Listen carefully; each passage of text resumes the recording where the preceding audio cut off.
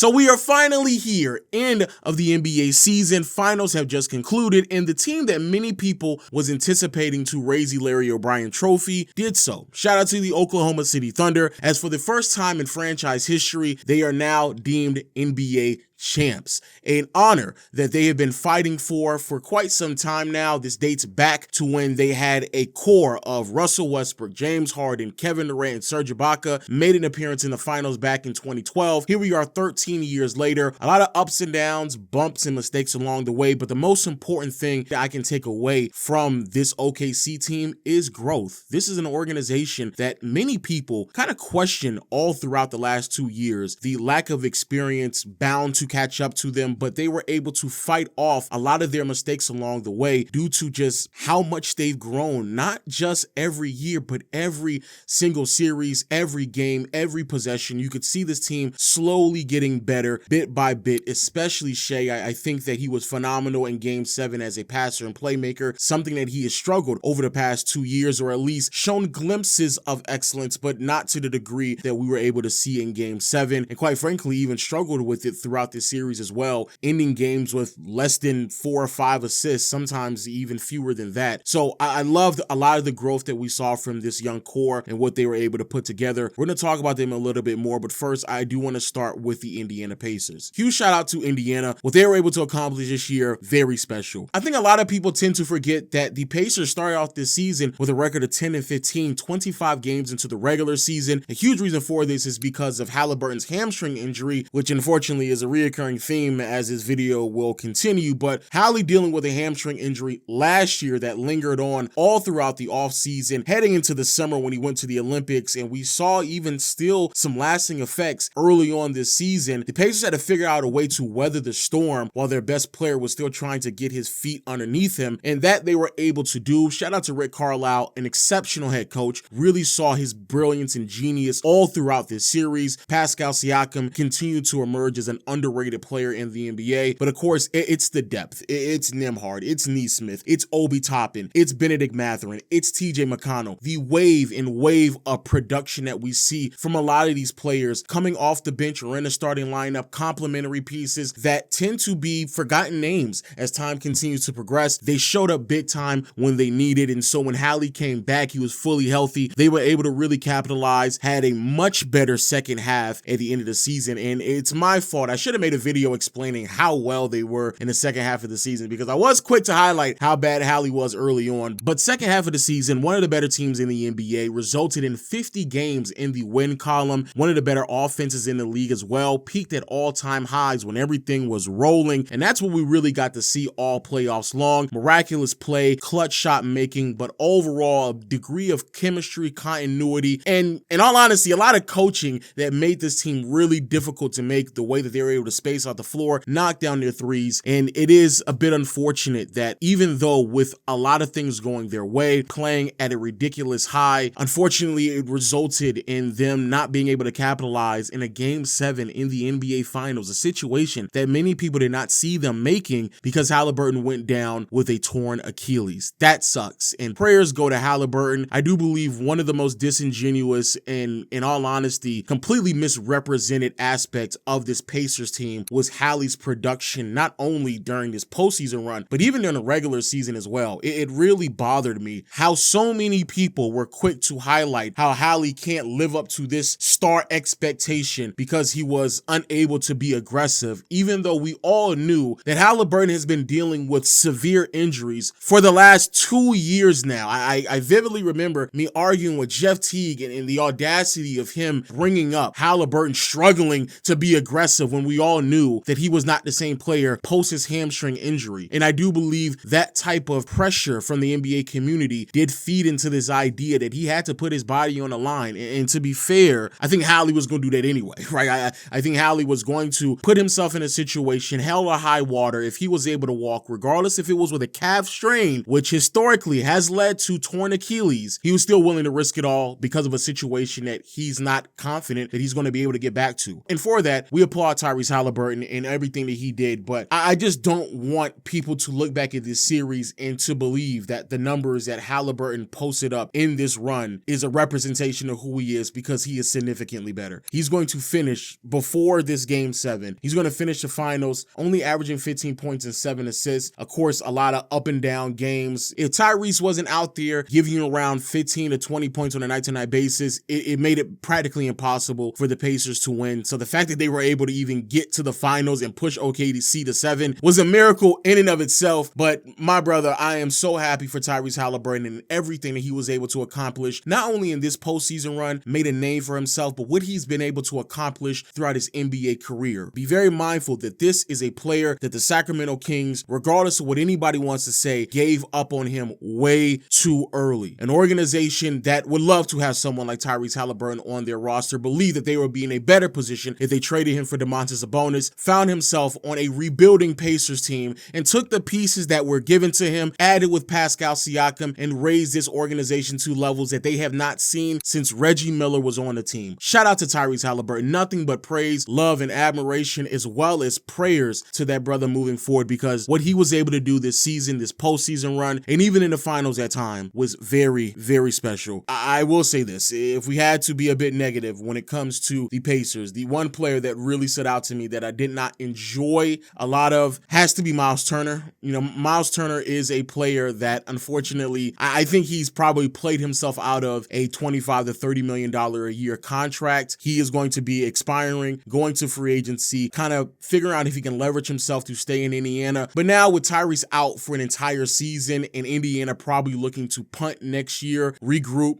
get some draft capital, young players, and then figure it out after that, I just cannot see them bringing back Miles Turner, especially the way that he performed. In the postseason, 14 points, only 5 rebounds for someone who's 6'10", 6'11", and even though he shot roughly 35% from 3, it's really what happened in the finals. Miles Turner was embarrassing in these finals. He had multiple moments where he just wasn't aggressive, wasn't looking at the basket, and the missed shots after missed shots after missed shots were really hard to stomach. In the finals, Miles Turner, and this is me rounding up, gave you 11 points, 38% from the field, 21% from behind the arc, a whopping 4 rebounds, which is really embarrassing. And just overall, again, just was not aggressive, was not the player that they need him to be. There's several incidences in this series, including game 7, where if they got a better version of Miles, things could have certainly moved more in their favor and they could have pulled off one of the greatest upsets of all time. And so it is unfortunate to see the rest of the cast go out there, give it their all, play out of their mind and above themselves pretty consistently, to see Miles Turner in the biggest moments in his career not live up to the expectations that I'm pretty sure a lot of people had for him, including himself, especially heading into this offseason with the amount of money that he's going to be demanding. So that was a bit unfortunate, and a lot more things to talk about when it comes to the Pacers in the Eastern Conference. But first, got to talk about the champions. Again, shout out to the Oklahoma City Thunder. Congratulations and everything that they've been able to accomplish. What a special year for Shai Gilgeous-Alexander. Won league MVP, led the NBA in scoring while also winning finals MVP as well. That is a very, very short list of players who are able to say they were able to do said things. I want to say it's only Michael Jordan and Shaquille O'Neal since 1980 who were able to lead the league in scoring, win regular season MVP and finals MVP. A very short list. The list expands a bit with players who are able to win finals MVP and MVP in the same season. Of course, Shaq and MJ, actually MJ a few times, Magic Johnson, you have LeBron as well. So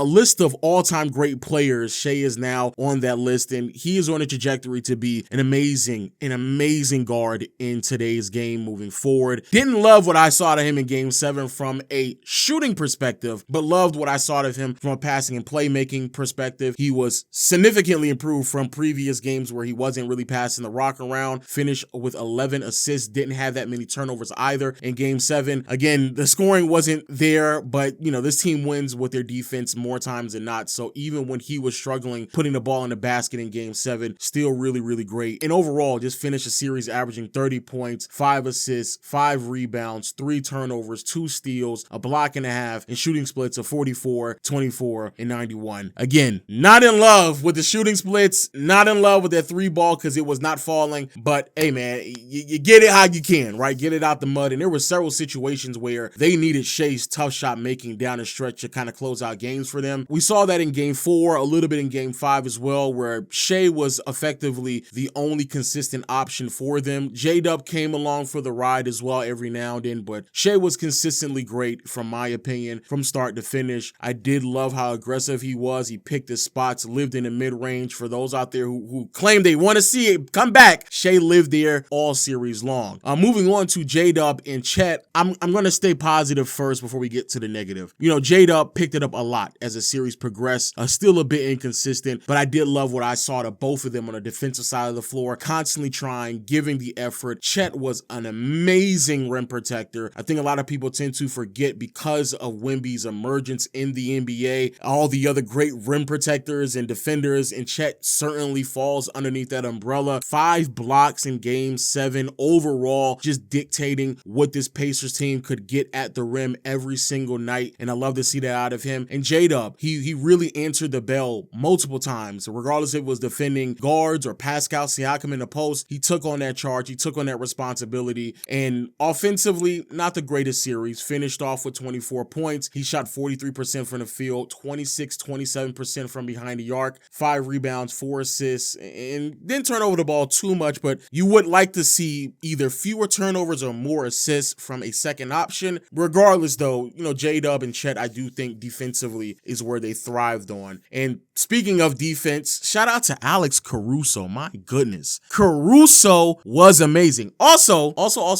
shout out to TJ McConnell. He was also amazing as well. He was fantastic from start to finish, and everybody else who made and knocked down huge threes after huge three. Now, what exactly does this result mean for the rest of the NBA and these two teams moving forward? Well, first, and I do believe this is the most important thing to take away from this series, OKC can clearly play better. Very clearly play better. As someone who was extremely high on the Thunder heading into the postseason run, I thought they were pretty underwhelming. I do believe that some of that inexperience caught up with them periodically throughout this postseason run, not only in the finals, but in the second round against the Denver Nuggets. It got really tight in many possessions where offensively they just weren't as fluid. Again, relying way too much on the excellence and tough shot making of Shai. Their offense could have been a lot smoother, and I think that's where the inexperience came from. Shot selection were very questionable, and just overall the continuity was lacking. They didn't have go-to sets that you would love to see from a championship team. J-Dub and Chet offensively can also look significantly better. I was completely disappointed from Chet in the finals. He shot sub 40% from the field and only 15% from behind the arc. That is clearly going to improve and get better as he gets more reps underneath his belt. Basically only his second year in the NBA. And then J-Dub, I touched upon it earlier, his inconsistencies all postseason long. I love the fact that they stuck with J-Dub. I love the fact that they rode the roller coaster with him, saw his ups and downs, but moving forward, there has to be more ups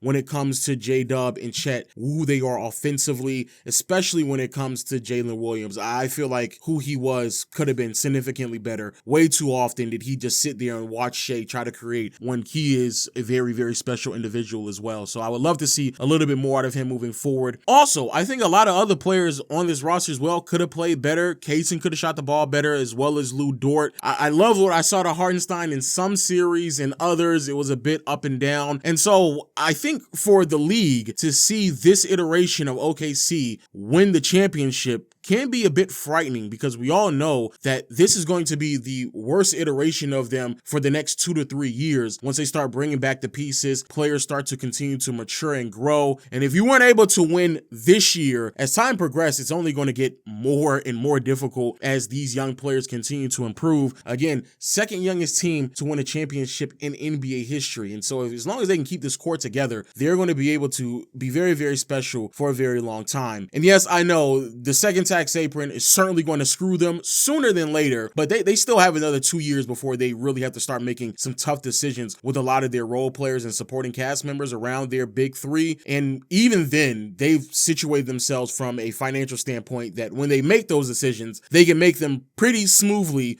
without really giving up or making any tough decisions on Chet, J-Dub, and Shai. Second biggest thing to take away, of course, is a conversation that circles around the Eastern Conference. With Halliburton now down Brown with the torn Achilles, as well as Damian Lillard and Jason Tatum. The Eastern Conference that was already open this year became even more open next season. We're talking about 3 teams that would more than likely find themselves at the top of the conference competing at a really high level, now out of the conversation. I have no doubt in my mind that they're going to punt next season if you're Indiana, because there's just no rhyme or reason why you would commit to a team that's not going to be able to compete with their best player available, their passer, their playmaker, arguably their best scorer as well, now off of this team. And similar things can be said with the Boston Celtics with Jason Tatum, and then the running mate with Giannis where Dame is out. It's going to be very interesting to see what the Eastern Conference looks like. I do predict, because of Hallie now being down as well as the other 2 early on this postseason run, that we're going to see a lot of activity with the Eastern Conference. We already saw a little bit of it when it comes to Orlando Magic trading for Desmond Bane about a couple of days ago, and I do believe that's going to continue to happen. Shout out to the Houston Rockets. They traded for KD. Phoenix is probably going to start spiraling,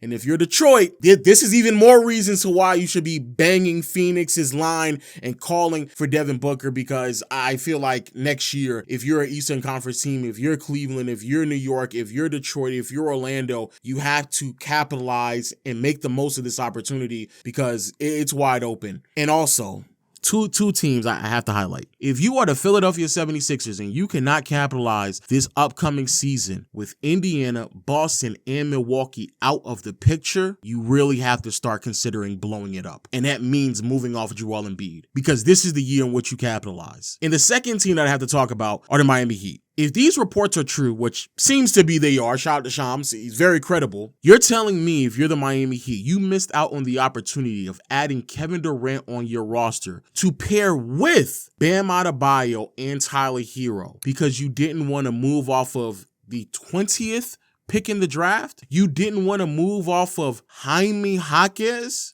Nikola Jovic, or Hayward Highsmith? That's why? That's why you decided to punt on Kevin Durant. And now with the Eastern Conference wide open, I would understand why you would make that decision before. But now the Eastern Conference is so wide open that I would actually believe a trio of Bam, Hero, and KD, especially if you're able to keep Khalil Ware, would be more than enough to make a deep postseason run and have a fighting chance to make an appearance in the finals. Terrible, terrible day if you are a Miami Heat fan. And finally, I do believe it's very important to identify the historic precedents that we just witnessed from the Oklahoma City Thunder. I'll give everyone credit. I was wrong about Cleveland. I was wrong about Boston. And I might have even been slightly wrong about OKC. But one of the biggest things that really bothered me all season long is how willing people were to reject the greatness of this Oklahoma City Thunder team. And I saw this not only from my mainstream media, not only on Twitter, but even in my comment section. We're talking about a team that, regardless of how you may like it or not, I don't really care about your feelings, but we're talking about a team that was an all-time great defensive unit, had all the makeup of being set team as well, with Cason Wallace, with Lou Dort, with J-Dub, with Chet, with Alex Caruso. That's 5 players that you could very well argue play at an all-league defensive level. People dismissed it. We're talking about an organization that has been building up to this moment for years now and added 2 veteran pieces to their roster in the offseason, but dismissed it due to inexperience. We're talking about an organization with one of the best players in the NBA, league MVP, someone who led the NBA in scoring, can really be impactful on both sides of the floor in Shai Gilgeous-Alexander, and too many people wanted to focus on free throws, as if like he's not one of the best scorers the league has ever seen. You may not like the antics, regardless if it's on or off the floor. You may think some of the personality is corny. You may think the way in which they get it done is not enjoyable to watch, but what you cannot deny are the results. 68 wins, one of the best regular seasons in NBA history just off of record alone. But then when you add in what they did defensively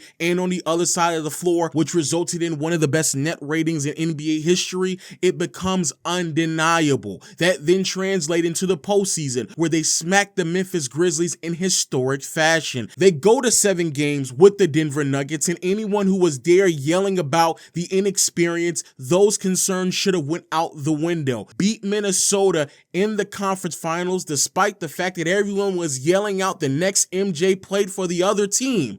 And here we are now, where they are now raising the Larry O'Brien trophy. NBA champions. And so many people are quick to put an asterisk next to a team that had already proven that they are amongst some of the all-time greats before we got to this point anyway. But for those who will continue to reject it, turn a blind eye to what you just witnessed, the one thing that you cannot do next season is be in denial, act delusional, act as if like you didn't know it was coming if they do the same thing next year. Because I promise you, this is not a fluke. And I promise you, they're only going to get better. But hey, those are my thoughts. Let me know yours in the comment section below. Hit the subscribe and notification bell. And until next time, I'll see you all later. Peace.